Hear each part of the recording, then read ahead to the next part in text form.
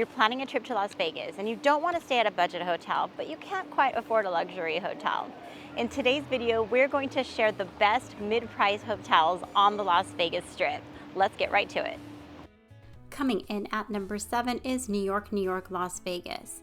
This property was built in 1997 and has over 2,000 rooms.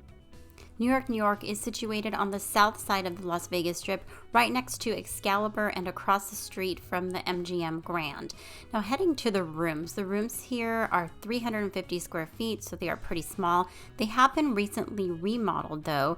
Prices are not bad, but they do get very expensive on the weekend, and that is one of the reasons why it ended up in the mid-price category as opposed to a budget hotel. The pool area at New York leaves a lot to be desired. It's very small and in a funky area right next to a road. One thing I like a lot about New York is the fact that you do feel like you're walking in a neighborhood of New York City. And let's not forget this roller coaster that goes through the property, but it goes outside, does a loop and everything. It's a pretty exhilarating ride.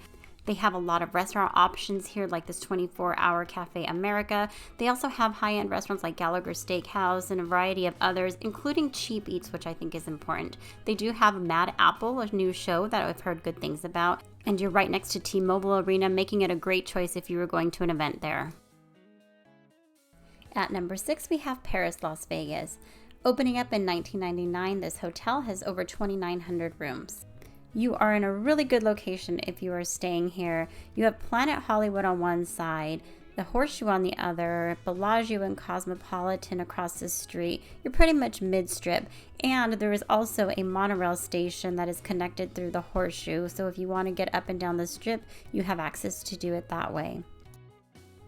The Burgundy room, which are the cheapest rooms, are only about 350 square feet and in need of a remodel. But if you are looking for a remodeled room, you could request to stay in the Versailles Tower, which happens to be the tower they took over from the Horseshoe. The pool area at Paris is sort of just boring in my opinion. But the restaurants are not. They have done a lot of work to make improvements to all of their restaurants. They have places like Mon Ami Gabi and Beer Park, which overlooks the Bellagio fountains, but they've also added new places like Vanderpump Paris and Nobu, the Bedford by Martha Stewart, which is just gorgeous looking. They also have a Gordon Ramsay steakhouse here. A lot of high-end options, but they also do have a few options for cheap eats, like this Cafe Americano. They have some fun places that you can just look at, like this area where a burlesque show might just happen. Coming in at number 5 is Park MGM, which actually opened up as the Monte Carlo back in 1996. It has 2,700 rooms and a 76,000 square foot casino. What I really like about this property is the way it's laid out. It is in a smaller footprint, but it has everything that you need. I just feel like you can get around really easily here. Rooms at Park MGM are pretty small at 400 square feet, and to be honest with you, they feel a little dark, and I don't know if it's just the color scheme or the way that it's decorated. I will say that even though the bathroom is pretty small, it is well laid out. The pool areas at Park MGM are just fine. I don't think they're anything spectacular, but they have enough seating everywhere, and the pools are well maintained. Now, I think one of the highlights of Park MGM are the restaurants, especially Eataly. If you've not been, you gotta try it. They have cheap eats like Side Betty Grill, but they also have this upscale Nomad library here. They also have sort of a middle-priced Best Friend, which is an amazing Korean-Mexican fusion place. There are a lot of good restaurant choices. Now, they also have the Dolby Theater, which hosts some big names like Usher, for example. You are right next to the city center, so Aria, and there's a tram to take you to Bellagio. The MGM Grand, which opened up in 1993, comes in at number 4 with 6,852 rooms. It is a massive property. Now, you are at the far south end of the strip, but you do have a monorail right in back of you to easily get you up and down, so location doesn't have to be too much of a concern. The casino here is so large, you will get lost. The standard room is about 450 square feet, but it does feel pretty large. And while it hasn't been remodeled in a while, I always just feel like it's been well maintained. MGM Grand has one of the best pool areas of all of Las Vegas, with several pools, including this lazy river pool. They do have a day club, but if you want to get away from the loud music, you can easily go to one of the more quiet pools, or just a pool that doesn't have all that loud music.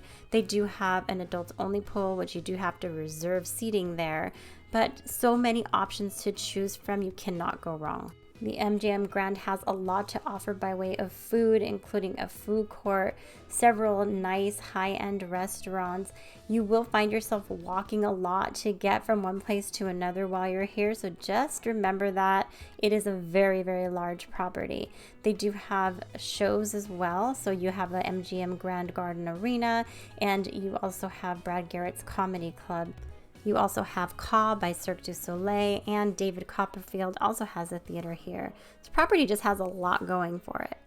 Number 3 on our list, we have Planet Hollywood, which was previously the Aladdin Hotel. This hotel has almost 2,500 rooms and a 65,000 square foot casino area.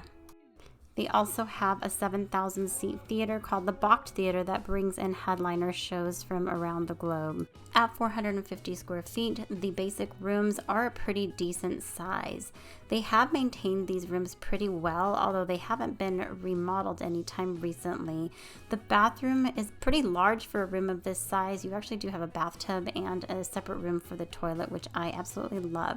The pool area at Planet Hollywood is somewhat quirky.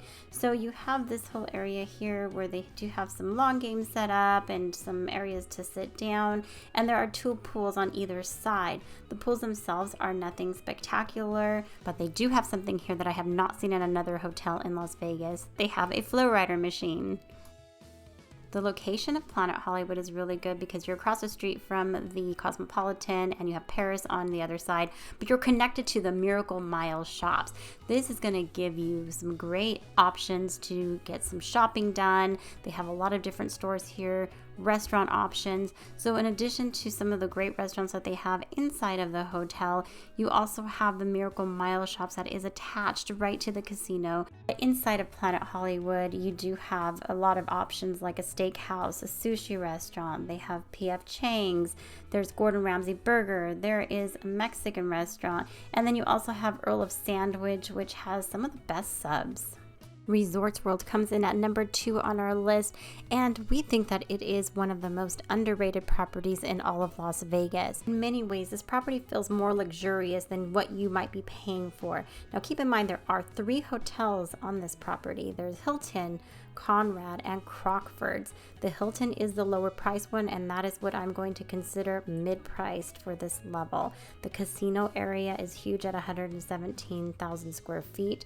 The rooms are 400 square feet at the Hilton, and you do get the floor-to-ceiling windows, which brings in a lot of light. And again, everything is just so brand new. It's really hard to fault anything in this hotel room at all. Other than the gold fixtures, maybe. I don't like that, but that's okay. The pool area is one of the great attributes of this property. It really surprised me coming out to the pool area for the first time and seeing the variety of options that you had.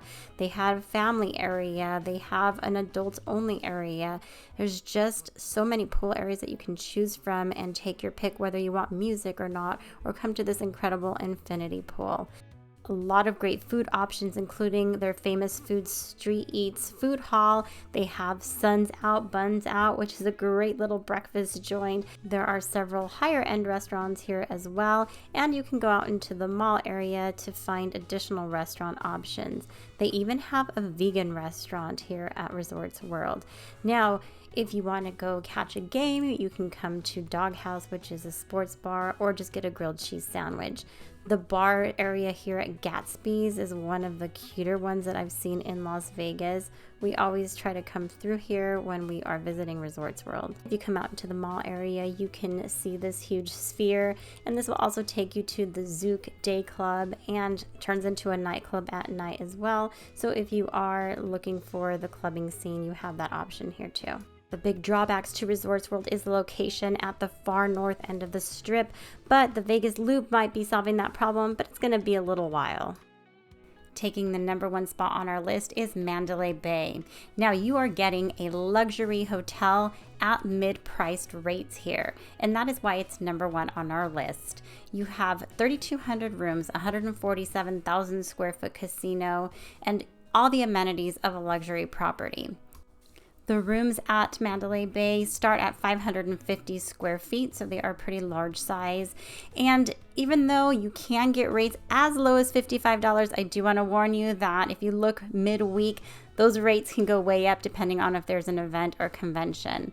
I love the bathroom in the Mandalay Bay. You have a separate tub and shower, a room with the toilet, and double sinks. It's a very large size. And overall, the rooms are just very well maintained. Now, the pool area. I think this could be the #1 pool area in all of Las Vegas. You have a wave pool, a lazy river, and then just other pool areas. Great to bring your family, or you can go to the day club if you want to do that as well. But just really nice areas. It feels very tropical, very resort-like. There's an enormous amount of restaurant selections here at Mandalay Bay. You can have everything from very high-end all the way down to food court level food and everything in between. You also have the shops at Mandalay Bay that also have additional restaurants that are very good and very popular. There's going to be something for just about anybody here. And if you are looking for some great views, you can go up to the foundation room. You can have dinner here. This is actually part of House of Blues, so sometimes there's entertainment. And at the sister property, Delano, which is attached to Mandalay Bay, you can go up to the Skyfall Lounge, which is on the 64th floor. And again, you're going to get some incredible views from up there. If you're looking for some music, the House of Blues often has artists that come in. And if you want to see just the house band, there's the Rhythm and Riffs bar. This is kind of in the middle of the casino, and they often have great music playing. There's also the Michelob Arena, which has headliners playing there. And don't forget that this is where the Michael Jackson one is. So if you want to catch the Cirque du Soleil show, that's where you'll find it. And Mandalay Bay is extremely convenient to the Allegiant Stadium. You can just walk there. And of course, the Mandalay Bay shops. And you can easily get to Luxor or Excalibur by tram or this internal walkway. What did you think of our list of the mid-priced hotels? Would you add any to the list, take any off? Let us know in the comments what you thought. Now, if you are looking for budget hotels or luxury hotels, we have videos on both of those as well. So be sure to check these out here. And that's all we have for you today. Thanks so much for watching.